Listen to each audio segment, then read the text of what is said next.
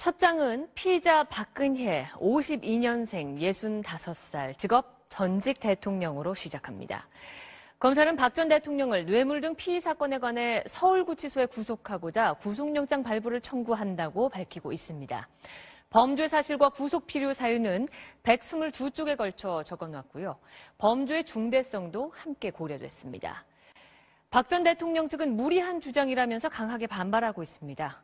박철영 기자입니다.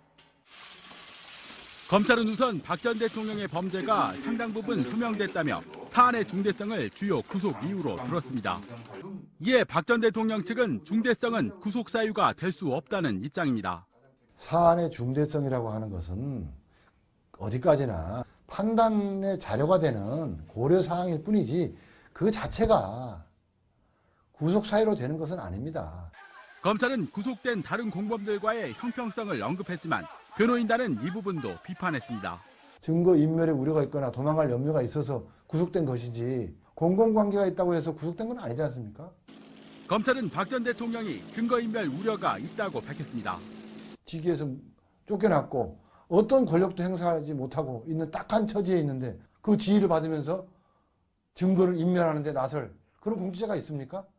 검찰은 또 대면 조사에 불응한 점 등을 들어 도주 우려가 있다고 주장했습니다. 취재진에 의해서 겹겹이 둘러싸여져 있는 가옥 자체가 그 자체가 구금 상태인데 도주의 우려가 있다는 게 말이나 되는 소리예요.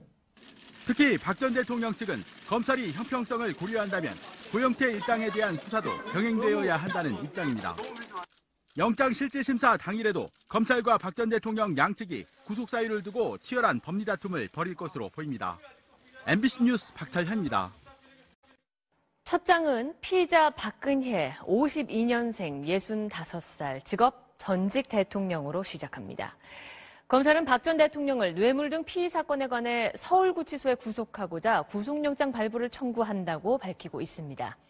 범죄 사실과 구속 필요 사유는 122쪽에 박 전 대통령 측은 중대성은 구속 사유가 될 수 없다는 입장입니다.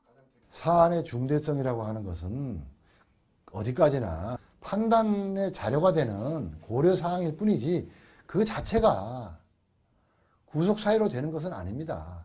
검찰은 구속된 다른 공범들과의 형평성을 언급했지만 변호인단은 이 부분도 비판했습니다. 증거 인멸의 우려가 있거나 도망갈 염려가 있어서 구속된 것이지 공공관계가 있다고 해서 구속된 건 아니지 않습니까? 검찰은 박 전 대통령이 증거인멸 우려가 있다고 밝혔습니다. 직위에서 쫓겨났고 어떤 권력도 행사하지 못하고 있는 딱한 처지에 있는데 그 에 걸쳐 적어놨고요. 범죄의 중대성도 함께 고려됐습니다. 박 전 대통령 측은 무리한 주장이라면서 강하게 반발하고 있습니다. 박철영 기자입니다. 검찰은 우선 박 전 대통령의 범죄가 상당 부분 소명됐다며 사안의 중대성을 주요 구속 이유로 들었습니다. 이에 지휘를 받으면서 증거를 인멸하는 데 나설 그런 공직자가 있습니까? 검찰은 또 대면 조사에 불응한 점 등을 들어 도주 우려가 있다고 주장했습니다. 취재진에 의해서 겹겹이 둘러싸여져 있는 가옥 자체가 그 자체가 구금 상태인데 도주의 우려가 있다는 게 말이나 되는 소리예요.